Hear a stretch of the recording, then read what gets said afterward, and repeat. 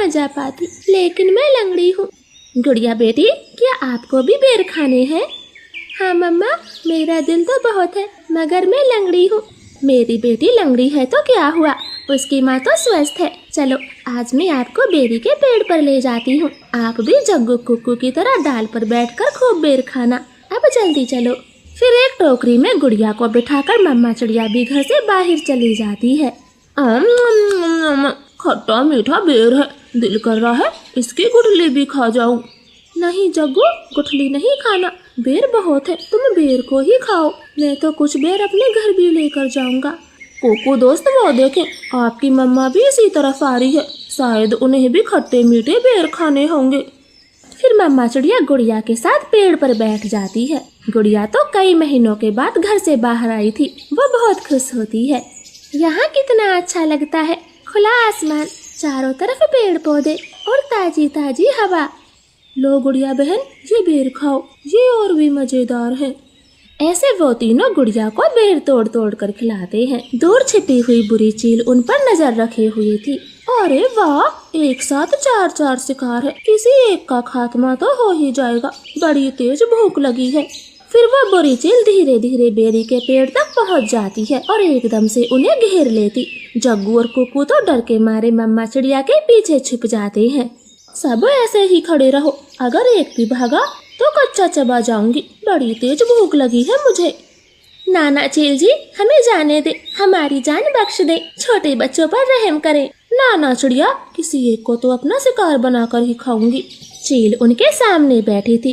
तभी धीरे से जग्गू कौवा कुक्कू के कान में बोलता है, कुक्कू दोस्त, इस चील को गुड़िया को सौंप देते हैं, वैसे भी गुड़िया लंगड़ी है, ये जी कर क्या करेगी, कम से कम हम तीनों की तो जान बचेगी। जग्गू की ये बात सुनकर कुक्कू तुरंत अपनी माँ से बोलता है, मम्मा मम्मा, गुड़िया को यहीं छोड़ दो और चलो यहाँ से, हम अपनी जान बचाते हैं। हाँ भाई, ये भी ठीक है, मेरा काम इस लंगड़ी चिड़िया से ही चल जाएगा, तुम सब चले जाओ। चील ने इतना कहा ही था कि तभी रानो चिड़िया जोर से चील को धक्का मारती है और पेड़ से नीचे गिरा देती। जग्गू कुक्कू, गुड़िया को साथ लेकर यहाँ से भाग जाओ, मैं इस चील को आपके पीछे नहीं आने दूंगी, बेटा जल्दी से भागो यहाँ से। इतना कहकर रानो चील पर हमला कर देती है और जग्गू और कुक्कू टोकरी लेकर वहाँ से भाग जाते हैं। चिड़िया और चील में काफी देर तक लड़ाई होती है और आखिर में चील रानो को जान से मार देती है।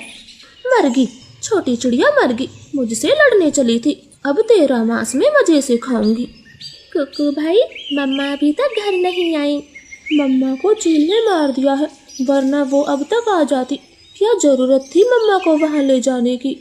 भाई, अगर हम वहाँ ना होते तो वो बुरी चील आपको खा जाती, आप ऐसा क्यों बोलते हो? नहीं, हम चील के हाथ कभी ना आते, वो तो तुम साथ में थी, इसलिए मम्मा ने चील से लड़ाई करने की सोची। तुम लंगड़ी थी ना, माँ को तेरी वजह से मरना पड़ा, अब तू ही माँ की हत्यारन है, समझी? ऐसे कुक्कू तो गुड़िया को ही दोषी ठहराता है। अब गुड़िया का ध्यान रखने वाला कोई नहीं था।